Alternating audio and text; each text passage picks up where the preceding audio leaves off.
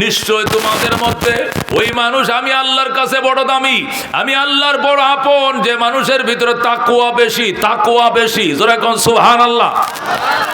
আল্লাহ বুঝাইলেন বংশ দিয়ে আমার আপন হওয়া যাবে না, পয়সা দিয়ে আমার আপন হওয়া যাবে না, সুন্দর চেহারা দিয়ে আমার আপন হওয়া যায় না, পয়সা দিয়ে আপন হওয়া যায় না, গোত্র দিয়ে আপন হওয়া যায় না, শক্তি দিয়ে আপন হওয়া যায় না, ক্ষমতা দিয়ে আপন হওয়া যায় না। আমি আল্লাহর আপন হওয়া যায় তাকওয়া দিয়া।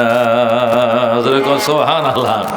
তাকওয়া কোথায় থাকে? সাহাবীরা বলে হুজুর তাকওয়া কই পাওয়া যায়? নবী বলে আর তাকওয়া হাহুনা, তাকওয়া অন্তরে জায়গা পায়। কোথায় পায়? তাকওয়া পাওয়া যায় অন্তরে। তাকওয়া দানের গোলায় পাওয়া যায় না, তাকওয়া ব্যাংকে পাওয়া যায় না, তাকওয়া বাজারে কিনতে পাওয়া যায় না, তাকওয়া সংসদে না, তাকওয়া গণভবনে নয়, তাকওয়া বঙ্গভবনে নয়, তাকওয়া জমিদারির ভিতরে নয়, তাকওয়া বংশগোত্রের ভিতরে নয়, তাকওয়া হলো দিলে থাকে। ওই তাকওয়ার মালিকরা আমি আল্লাহর বড় আপন, আর কেউ নয়। যখন আল্লাহু আকবার। মেরে ভাই ও দোস্ত বুজুর্গ, তাকওয়া আল্লাহর কাছে অত্যন্ত দামি। হযরত বেলাল হাবশী রাদিয়াল্লাহু তাআলা আনহু সম্পর্কে আয়াতটা নাযিল হয়। আল্লাহ রাব্বি সাল্লাল্লাহু আলাইহি সাল্লাম মদিনার থেকে 10,000 সাহাবায়ে কেরাম নিয়ে তিনি যখন মক্কায় ঢুকলেন, এই ছেলেরাই তোমরা উঠা বসা করছো কেন? বসে থাকো। এটা বসেছে কি লাগে না বা লাগে, এগুলো বুঝে কিছু ট্যাবলেট এরা লাগে ওয়াজ আইছে, এরা ওয়াজের লায়ক না, এর উপর নামাজ ফরজ না, রোজা ফরজ না, ওয়াজ শোনা ফরজ না। ওয়াজের মর্ম এরা বুঝবেন। এটা উঠবে আর নাম বসবে আর দাঁড়াবে, ডিস্টার্ব করবে। হ্যাঁ, একটা লড়বি না, কইলাম লড়বি, ঠোপ করে বসে থাক। আল্লাহ হাবিব সাল্লাল্লাহু আলাইহি সাল্লামের উম্মত, আল্লাহ রাব্বুল আলামিন সূরাতুল হুজুরাতের 12 নম্বর আয়াত দিয়ে জগৎবাসীকে বোঝেন, জগৎবাসী অহংকার করলে তাকওয়া দিয়া করো, বড়লোকি করলে তাকওয়া দিয়া করো, গর্ব করলে তাকওয়া থাকলে দেখাও, তাকওয়া থাকলে দেখাও। পয়সা দেখায় লাভ নাই, বংশ দেখায় লাভ নাই, ক্ষমতা দেখায় লাভ নাই, সুন্দর চাহিদায় লাভ নাই, এগুলো সব মাটি হয়ে যাবে। তাকওয়ার ধন নিয়ে তুমি জান্নাতে যাবে। যেরকম সুবহানাল্লাহ। নবী সাল্লাল্লাহু আলাইহি সাল্লাম রাত্রে স্বপ্ন দেখলেন। কি স্বপ্ন দেখলেন? যে সাহাবায়ে কেরামকে সাথে নিয়ে তিনি মক্কায় ঢুকছেন, আল্লাহ গড় তওয়াফ করছেন, সাফা মারওয়া সাই করছেন, মাথার চুল হলক করছেন, কসর করছেন, মানে উমরা করলে যে কাজগুলো করে এগুলো হুবহু নবী করতে দেখছেন, স্বপ্নে দেখছেন। এরপরে সকালবেলা ঘুম থেকে উঠে বলেন সাহাবায়ে কেরাম আমি কি দেখলাম? কি দেখছেন? দেখেছি আমি আল্লাহর গড় তওয়াফ করতেছি তোমাদেরকে সাথে নিয়ে, এরপরে সাফা মারওয়া সাই করছি, এরপর মাথার চুল হলক, এই যে আসায় যে আমরা ব্লেড দিয়া এভাবে কেউ কেসি দিয়ে কাটে আর কেউ হলো ব্লেড দিয়ে শাসে, এই দৃশ্যগুলো দেখলাম। কি দেখলাম? সাহাবায়ে কেরাম বলেন ইয়া রাসূলুল্লাহ, আল্লাহর নবীদেরকে শয়তান কোনোদিন প্রভাব তৈরি করতে পারে না, নবীদেরকে শয়তান কোনোদিন স্বপ্ন দেখাইতে পারে না। আল্লাহর নবীরা যা স্বপ্ন দেখে এটা ওহী। এটা কি? নবীদের স্বপ্ন মানে ওহী। আপনি সত্যি দেখেছেন, আপনি মক্কায় যাবেন, আপনার স্বপ্ন আপনি বাস্তবায়ন করেন। আমরা আপনার সামনে থাকবো, পিছনে থাকবো, ডাইনে থাকবো, বামে থাকবো, আল্লাহর রহমত আপনার উপরে থাকবে। সামনে চলেন, প্রয়োজনে যুদ্ধ করব, শহীদ হব, তবু আপনার স্বপ্ন বাস্তবায়ন না করে ছাড়বো না। যেরকম আল্লাহু আকবার। আল্লাহ নবী বলেন নাম লেখাও। 1450 জন সাহাবী নাম লেখাইলেন। আল্লাহ নবী সেই 1450 সাহাবী নিয়ে মক্কা শরীফ গেলেন। যাওয়ার পরে হেরেমের কোণার মধ্যে যায়া তিনি বললেন তোমরা একটু বিশ্রাম করো, ওযু বানাও, এখন আমরা হেরামের নিয়ত করে হেরেম শরীফের ভিতরে ঢুকবো। যখন নবীজি বিশ্রাম করতেছিলেন, ওযু ইস্তেঞ্জা করতেছিল, সাহাবায়ে কেরাম কাফেররা কেমনে জানতে পারছে নবী ঢুকছে? কাফেররা এসে ব্যারিকেড দিয়ে কয় মুহাম্মদ চলে যাও, আগামী বছর আসতে হবে। সন্ধি হলো, নবীজি কাফের কর্তৃপক্ষের সাথে সন্ধি করলেন 10 বছরের জন্য। সন্ধি করার পর নবীজি চলে গেলেন। পরের বছর উমরাটা আবার কাজা করলেন। নবী যখন উমরা কাজা করতে আসলেন পরের বছর, এত সাহাবী লগে আসতে দেয় নাই, অল্প সাহাবী নিয়ে আইছেন। 3 দিনের বেশি নবীকে মক্কায় তারা থাকতে দেয় নাই। আল্লাহ রাব্বি 3 দিন থাকার পর যখন তারা বের করে দিল নবীকে মক্কা থেকে, তিনি মদিনা যাচ্ছিলেন, রাস্তার মধ্যে কাঁদতেছিলেন, আল্লাহ আমার এরা বানাইলে বাইতুল্লাহ বানাইতেন না, কিন্তু আজকে আমাকে বাইতুল্লাহ থেকে বের করে দিল, আমার কেন তাদের কথা মেনে মক্কায় যেতে হয়, তাদের কথা মেনে বের হয়ে আসতে হয়? আল্লাহ আমাকে না বানাইলে তো বাইতুল্লাহ বানাইতেন না, আমি জানতে চাই। আল্লাহ রাব্বি কাঁদতেছিলেন রাস্তায় মদিনার পথে। সাথে সাথে আমার আল্লাহ সূরাতুল ফাতহ, মক্কা বিজয়ের নামে একটা স্পেশাল সূরা অবতীর্ণ করলেন। যেরকম আল্লাহু আকবার। আল্লাহ বলেন আমার বন্ধু কাইদেন না, ওই দিন দেরি নয়, যেদিন মক্কার চাবি আপনার হাতে আমি উঠায় দেব, মক্কায় কেউ ঢুকলে আপনার অনুমতি নিয়ে ঢুকতে হবে, বসবাস করলে আপনার অনুমতি নিয়ে বসবাস করা লাগবে, স্থায়ীভাবে মক্কার বাসিন্দা বানায় দিব, মক্কার নিয়ন্ত্রণ আপনার হাতে আমি এনে দিব। জোরে কোন আল্লাহু আকবার। আল্লাহর হাবিব খুশি হয়ে গেলেন, মদিনায় গেলেন। মদিনা যাওয়ার পর কিছুদিন পর রমজানে চাঁদ উঠছে। কি উঠছে? চাঁদ উঠছে। নবী বললেন আগামী কালকের থেকে তারাবি হবে, তোমরা সেহরি খাইবা, রমজান শুরু হয়ে যাচ্ছে। আল্লাহ নবী সাল্লাল্লাহু আলাইহি সাল্লাম এশার নামাজের পরে এরপরে তারাবি বললেন, এরপরে বললেন সাহাবায়ে কেরাম বসো। সাহাবায়ে কেরাম বসছে। এই রমজানে মক্কা বিজয় করে দিবেন আল্লাহ আমার হাতে। সুবহানাল্লাহ। এই জন্য আল্লাহ রাব্বুল আলামিন বলছেন রমজানের দিনে তো তোমরা ফজরের পরে ঘুমাও, ফজরের পরে ঘুমাও। কালকের থেকে ফজরের পরে ঘুমানো যাবে না। কেন? প্রশিক্ষণ নিতে হবে। তীর কেমনে মারে, ধনুক কেমনে মারে, শত্রুর তীরে দাগাত কেমনে ফিরায়। তখনকার যুগের যে অস্ত্রের প্রশিক্ষণ নবীজি দিলেন 10 দিন। কয় দিন? টানা 10 দিন পর্যন্ত, পহেলা রমজান থেকে 10 রমজান পর্যন্ত টানা 10 দিন প্রশিক্ষণ দিলেন নবীজি। প্রশিক্ষণ নেওয়ার পর আবার পরীক্ষা নেওয়ার পর 10,000 সাহাবী প্রশিক্ষণ অবস্থায় তারা পাস করছে। আল্লাহর হাবিব 10,000 সাহাবী নিয়ে রমজান মাসের 10 তারিখ বুধবার তারা মদিনা থেকে মক্কার উদ্দেশ্যে রওনা করছেন। যেরকম সুবহানাল্লাহ। আল্লাহর হাবিব ফতে মক্কার জন্য মক্কায় ঢুকবেন। 1 সপ্তাহ উট চালায়া নবীজি যখন হেরেম শরীফের কোনায় ঢুকলেন, হেরেফের সীমানায় ঢুকার পরে আল্লাহ নবী সাল্লাল্লাহু আলাইহি সাল্লাম দেখলেন নবীজির 2 চাচা, একজনের নাম আব্বাস, আরেকজনের নাম আবু সুফিয়ান। এরা 2 জন মক্কা থেকে বের হয়ে মাথার মাঝে কাপড় দিয়ে এইভাবে আড়াল করে চলে যায়। নবী ডাক দিলেন, চাচা এদিকে আসেন। কই যান? চাচা এদিকে আসেন। দুজন আইছে। আসার পরে থেকে দুজন নবীর চাচা লাগে। একজনের নাম হযরত আবু সুফিয়ান, আরেকজনের নাম কি? আব্বাস। আল্লাহ রাব্বি বলেন, চাচারা আপনারা কই যান? মুহাম্মদ আমরা কই যাই আমরা নিজেরাও জানি না। 10 মিনিটের ভিতরে মক্কার নিয়ন্ত্রণ তোমার হাতে চলে যাবে। বিনা রক্তপাতে তুমি মক্কার মালিক হয়ে গেলা। প্রতিরোধ করার মতো আমরা সাহস পাইলাম না। যারা এখন আল্লাহু আকবার। একটু প্রতিরোধ করার মতো ক্ষমতা আমাদের ছিল না। বিনা প্রতিরোধে মক্কার মালিক তুমি হয়ে গেলা। আমাদের নেতা কর্মীরা আমাদেরকে রেখে সব পলাইছে। এই জন্য আমরাও পলাইতেছি। আমরা দেখি আমরা 2 জন ছাড়া মক্কায় কেউ নাই, সব পলাইছে। এই জন্য আমরাও পলাই। নবী বলেন, চাচা কত দূর দেশের মানুষ আইসা আমার হাতে কালমা পড়ে মুসলমান হলো। মদিনা শরীফ সেই হজরতে বেলাল হাফসাত থেকে, আবেসিনিয়া থেকে আইছে। সালমান আসছে ইটালি থেকে, রোম থেকে, দূর দূরান্ত থেকে। সোহাইব আসছে রোম থেকে, সালমান আসছে ফারস্য থেকে, আর বেলাল আসছে আবেসিনিয়া থেকে। দূর দূরান্ত থেকে মানুষ আইসে কালমা পরে মুসলমান হলো। আর তোমরা আমার বংশের মানুষ, কুরাইশের মানুষ, চাচা তোমরা কই যাও? কয় বাবা চলে যাই। এখন আর তোমার সামনে থাকলে তোমার সাহাবীরা আমাদেরকে মাফ করবে না। যে গায়ে মশা বসা হারাম ছিল, মাসি বসা হারাম ছিল, এই গায়ে রক্ত দিয়ে জমিন লাল করছি বাতিজা। তোর সাহাবীরা আমাদের পিঠের চামড়া রাখবে না, এই জন্য পালিয়ে যায়। আল্লাহ নবী ডাক দেয়া কয়, চাচা যায়েন না, কালমা পড়েন, মুসলমান হয়ে যান, আল্লাহ মাফ করে দিবেন। আব্বাস কয়, আল্লাহ না মাফ করব, তুমি মাফ করবা নি বাতিজা? নবী কয়, আল্লাহ যখন মাফ করে দিবে সাথে সাথে আমিও ক্ষমা করে দেব। সুবহানাল্লাহ।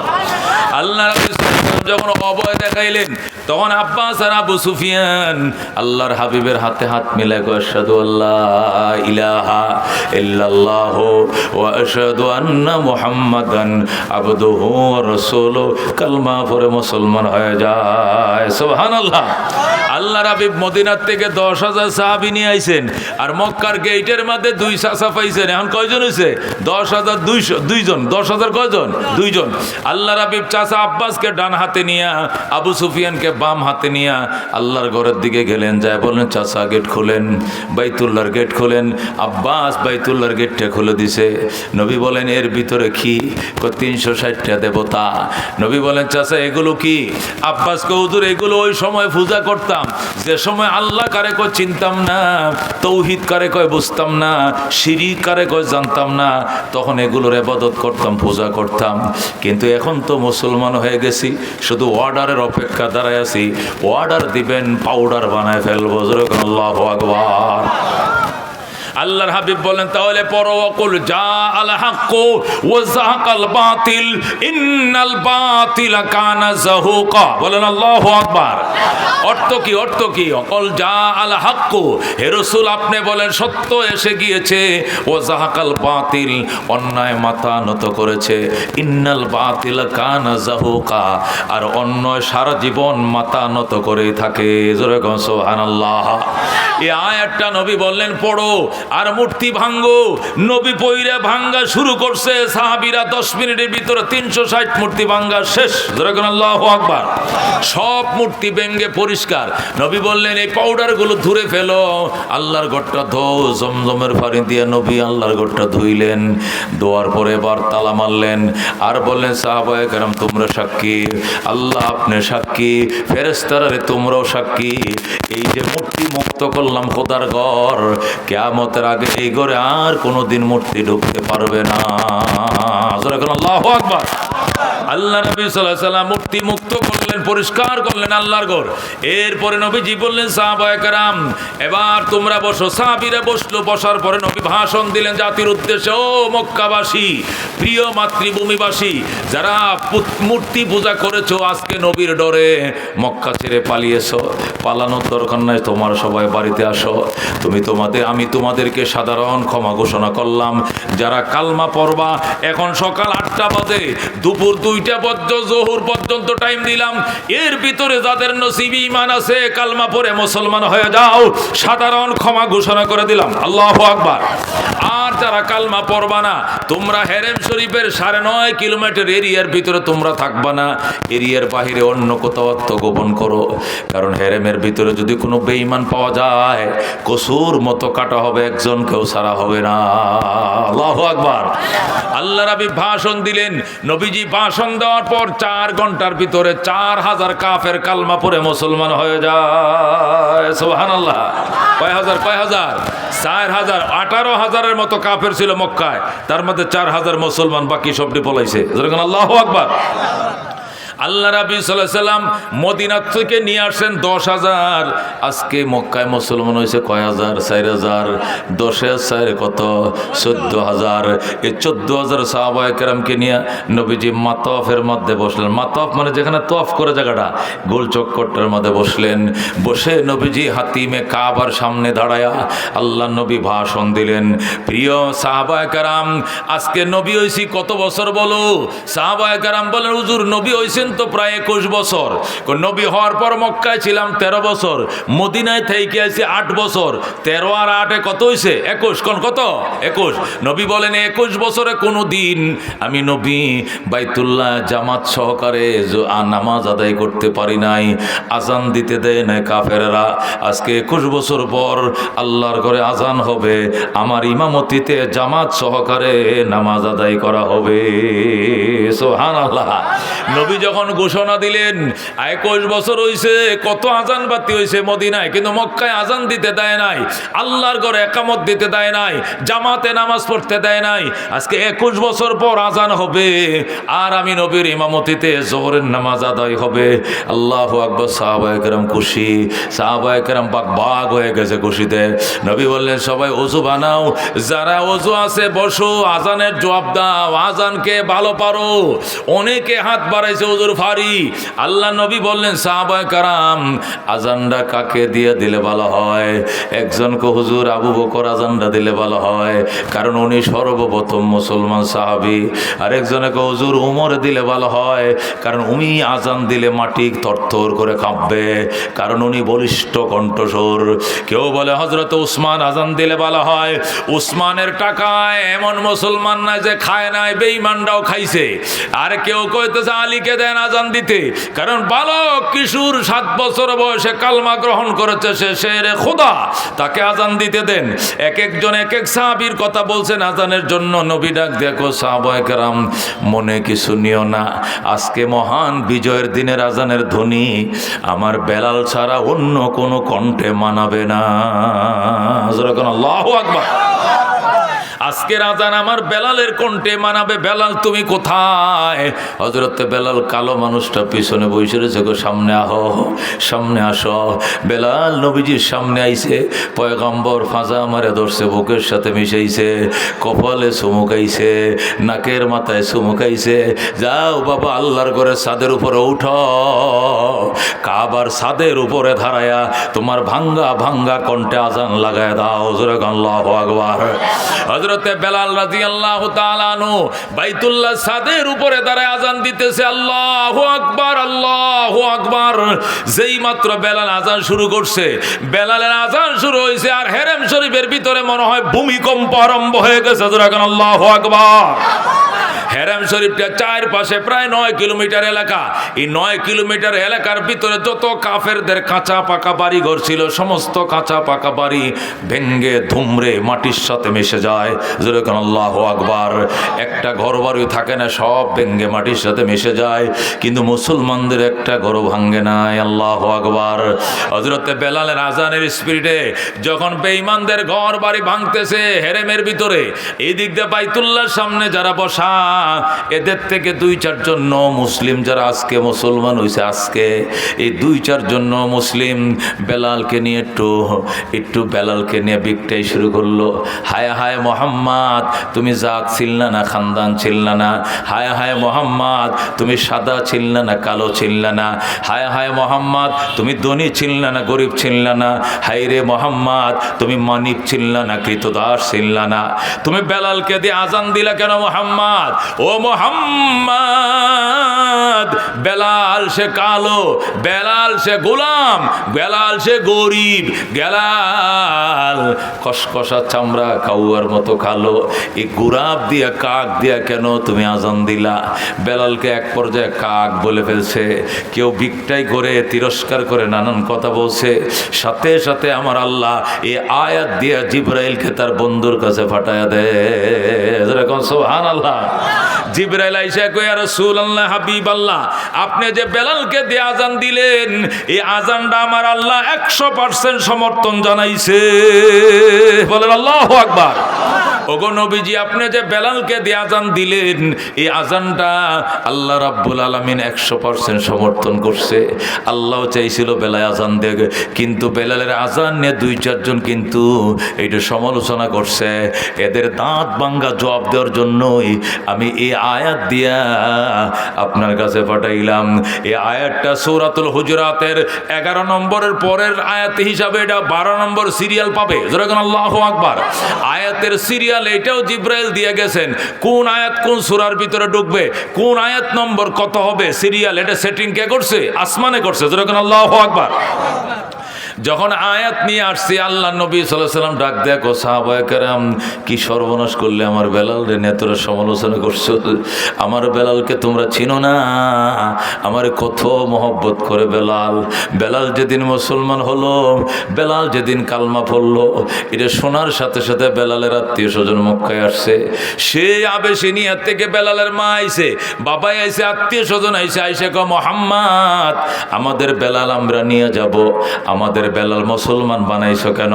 আমাদের বেলালকে ফেরত দাও, আমরা নিয়ে যাব।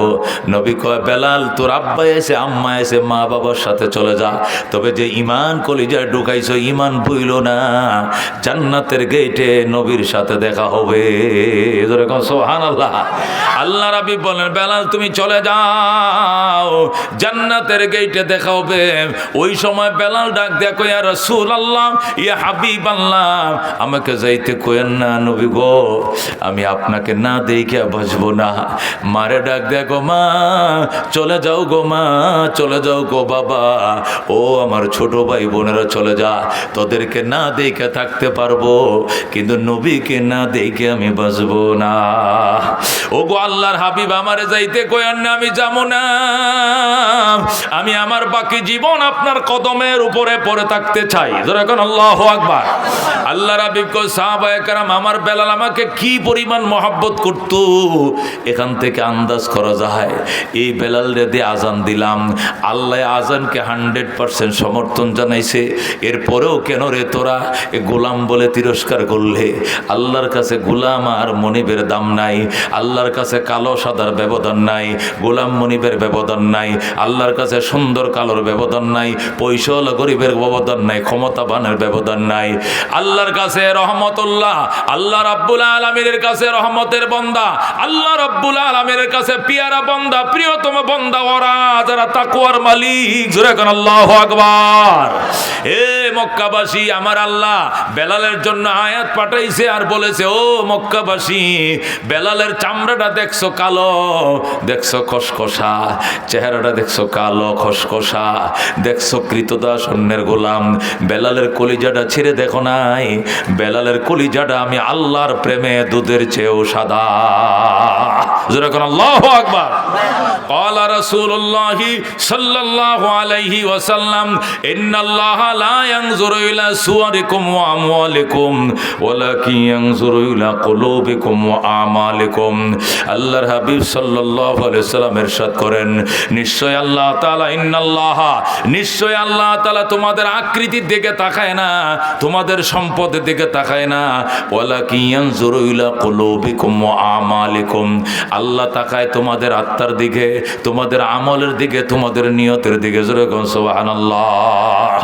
আল্লাহর নবী অন্য হাদিসের মধ্যে বলেন, ক্বালা রাসূলুল্লাহি সাল্লাল্লাহু আলাইহি ওয়াসাল্লাম, মান বাত্তা বিহি আমালুহু লাম ইউসরি বিহি নাসাবুহু। আল্লাহর হাবিব বলেন, যাকে আমলে পিছায়া দেয় বংশ তারে কোনোদিন আগায়া দেয় না, আমলে যাকে পিছায়া দেয় বংশে গোত্রে কোনোদিন তাকে আগায় দিতে পারে না। কথা কোন ঠিক কিনা? মেরে ভাই ও দোস্ত বুজুর্গ, রাহমাতুল্লিল আলামিন ডাক দেখো, সাহাবায়ে কেরাম, কি সর্বনাশ করলাম, আমার বেলালকে নিয়ে তোমরা সমালোচনা করছো। আমার বেলাল আল্লাহর কত প্রিয় তোমরা জানো না? আমার বেলাল রে হাতে বাঁধছে, পায়ে বাঁধছে, বাইদা মরুভূমির মধ্যে রশি দিয়ে টানে, আর সেখানেও বলে, বেলাল বলে আহাদ আহাদ আহাদ।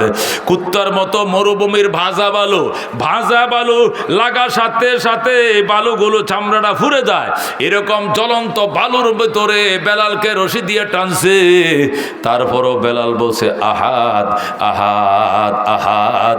একটা মুহূর্ত সে আল্লাহকে ভুলে না। আল্লাহু আকবার। আল্লাহর কাছে কি পরিমাণ সে প্রেমিক ছিল।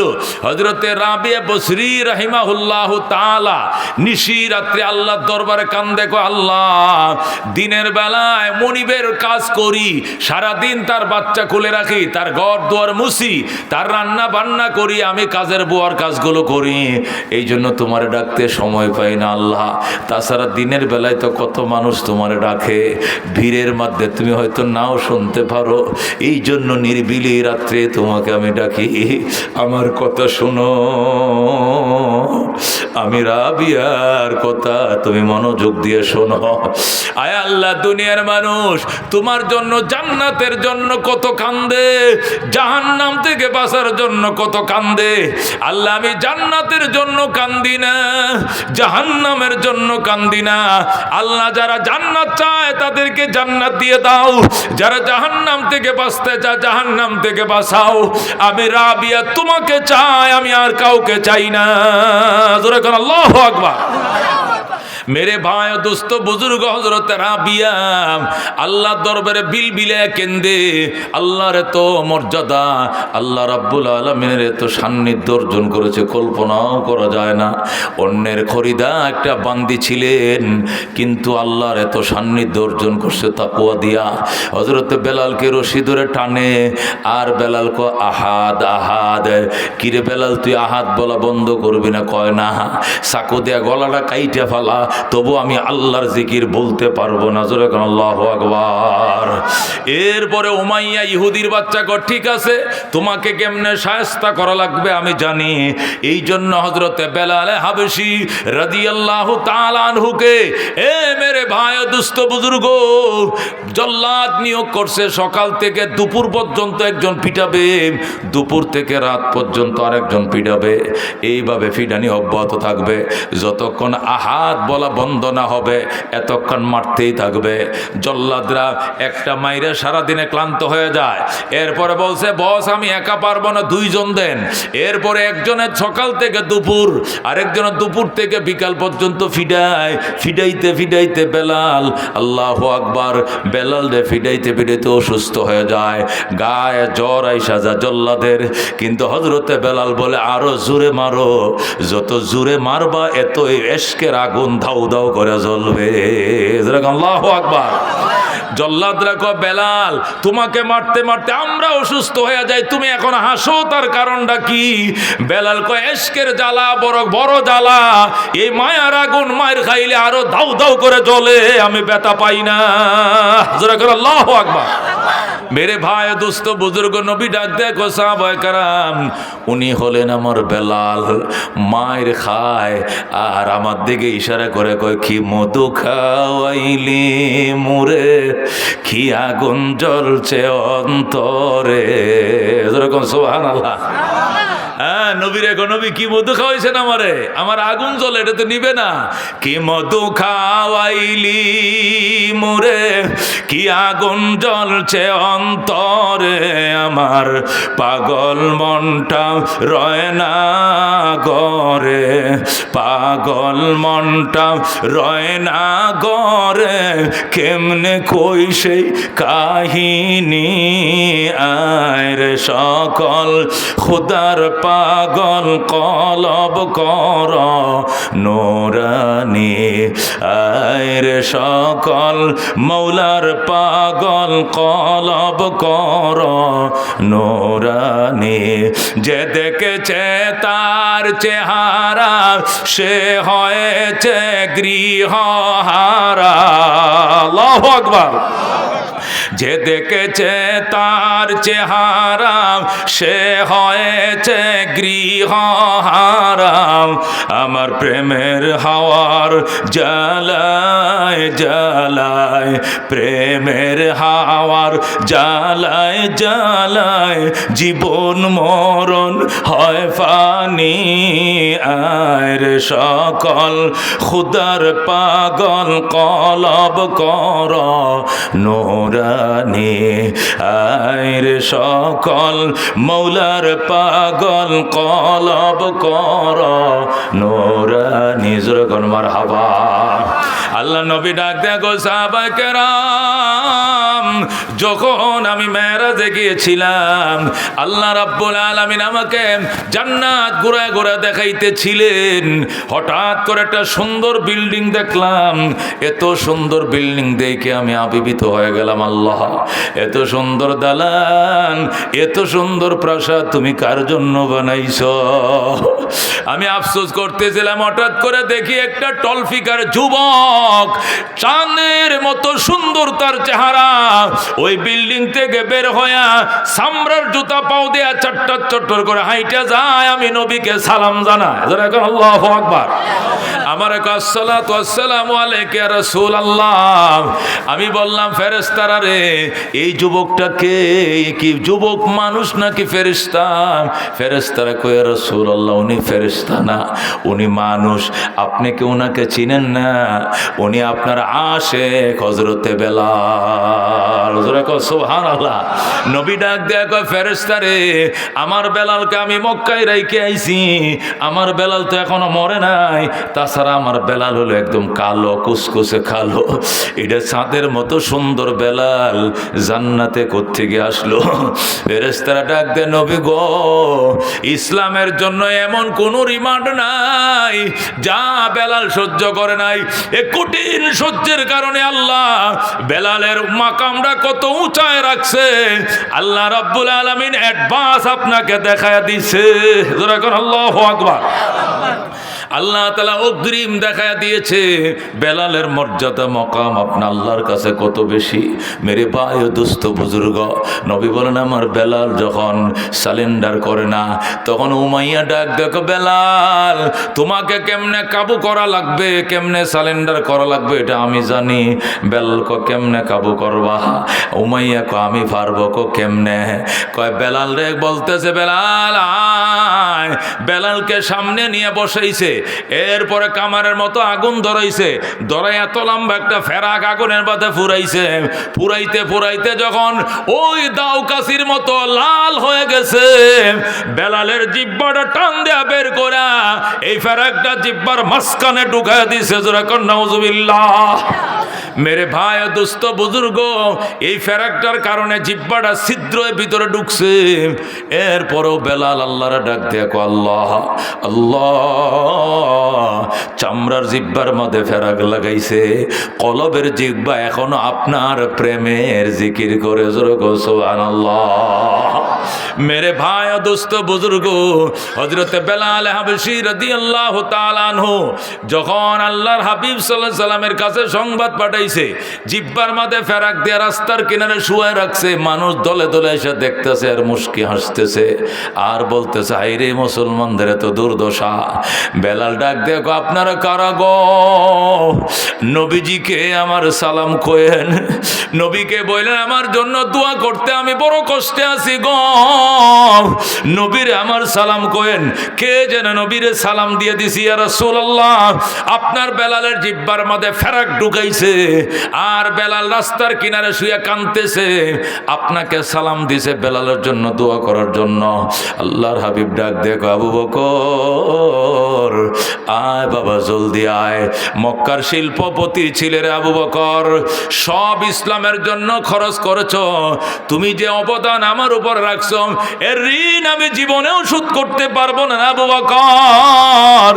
ও আবু বকর আমার বেলালকে তুই কিনে আমি নবীকে সাক্ষী বানায় আজাদ কর, তুই আবু বকরের জান্নাতের জিম্মাদার আমি নবী হয়ে গেলাম। জোরে কোন আল্লাহু আকবার। मेरे भाई दोस्तों बुजुर्ग हजरत सिद्दीक আকবর নবীরে কইয়া রাসূলুল্লাহ আপনি চোখের পানিগুলো মুছে ফেলেন। ওগো আল্লাহর হাবিব চোখের পানিগুলো মুছে ফেলেন আর আপনি দোয়া করেন আমার গায়ের চামড়াটা বিক্রি করে হলেও বেলালকে আমি কিনে ছাড়বো। আল্লাহু আকবার। আবু বকর দৌড় দিছে বেলালের কাছে, ভাই বেলাল আমি তোরে বলছি আহাদ আহাদ, তুই মনে মনে কস, জোরে কইস না। বেলাল ডাক দেখো ভাই আবু বকর এটা প্রেমের আগুন রে, এটা নিবাইতে গেলে ধাউ ধাউ করে জ্বলে রে আবু বকর, এটা আস্তে বলা যায় না, আস্তে বলতে গেল বুক ফাইটে বের হয় আহাদ আহাদ আহাদ। জোরে কর আল্লাহু আকবার। হযরত বেলাল রাদিয়াল্লাহু তাআলা আনহু আল্লাহ নবী সাল্লাল্লাহু আলাইহি সাল্লামের সালাম পাঠাইলেন। আল্লাহ নবী আবু বকরকে পাঠালেন। আবু বকর দৌড়ে যায় কয় বেলাল, ও বেলাল আসতে বলো। বেলালকে আমি পারতাম না, আমার ফাঁসি হোক হতে রাজি আছি, তবু আল্লাহর জিকির বন্ধ হবে না। আল্লাহু আকবার। মেরে ভাই দোস্ত বুজুর্গ, হযরত আসিয়া একটা মহিলা, ফেরাউন ডাক দেয়া কয় আমাকে ডাকতে হবে, আল্লাহ ডাকা যাবে না। আসিয়া কয় জবে করে ফেলো, রাজি আছি তবু তোমাকে খোদা ডাকবো না। এরপরে ফেরাউন আসিয়াকে শুলির মধ্যে চড়ায়, উলঙ্গ করে যখন ফাঁসির কাস্টে ঝোলায় আর চাকু দিয়া গাস্ত গুস্তগুলো কাটে, হযরত আসিয়া আর চোখের পানি রাখতে পারে না। আল্লাহর ডাক দেয় রাব্বি বিনিলি ইনদাকা বাইতান ফিল জান্নাহ ওয়া নাজ্জিনি মিন ফিরাউনা ওয়া আমালি ওয়া নাজ্জিনি মিনাল কওমিজ জালিমিন। আল্লাহু আকবার। আসিয়া ডাক দেয় আল্লাহ আমাকে ফেরাউনের অত্যাচার থেকে বাঁচাও এবং জালেমদের অবিচার থেকে বাঁচাও, আমাকে তোমার বাসভবনের কিনারে জান্নাত বানায় দাও, ফেরাউন এবং ফেরাউনের দোসরদের থেকে রক্ষা করো। আল্লাহ ডাক দেয় জিবরাইল আসিয়াকে যায় বলো আসিয়ার জান্নাত আমি তৈরি করে ফেলেছি। সুবহানাল্লাহ। মেরে ভাই দোস্ত বুজুর্গ, হযরত বেলাল হাবশী রাদিয়াল্লাহু তাআলা আনহু আল্লাহর হাবিব সাল্লাল্লাহু আলাইহি সাল্লামের কলিজার টুকরা সাহাবী ছিলেন, জোরে বলেন আল্লাহু আকবার। জিহ্বার মধ্যে ফেরাক লাগাইছে। আবু বকর বেলালকে 2টা গোলামের বিনিময় কিনছে।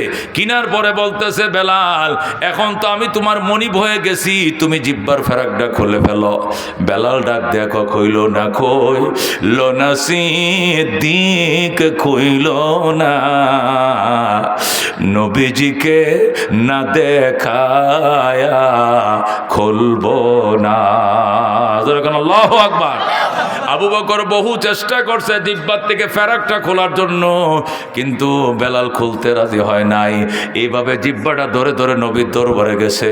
আল্লাহ নবী জিহ্বাটা থেকে ফেরাকটা টান দেয়া খুলে কয়, বেলাল কান্দিস না, যে মুখের তুতু দিয়াম আবু বকরের সাপের বিষ নামাইছিলাম রে, ওই মেডিসিন এখন আমি নবীর গাল মোবারকে আছে। আল্লাহু আকবার।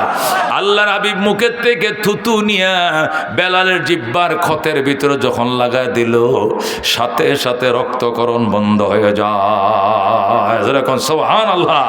মেরে ভাই দোস্ত বুজুর্গ, ওই বেলালের সাথে কারা কারা জান্নাতে যাইতে চায়? হাত বাড়ায়। আল্লাহু তাকবীর।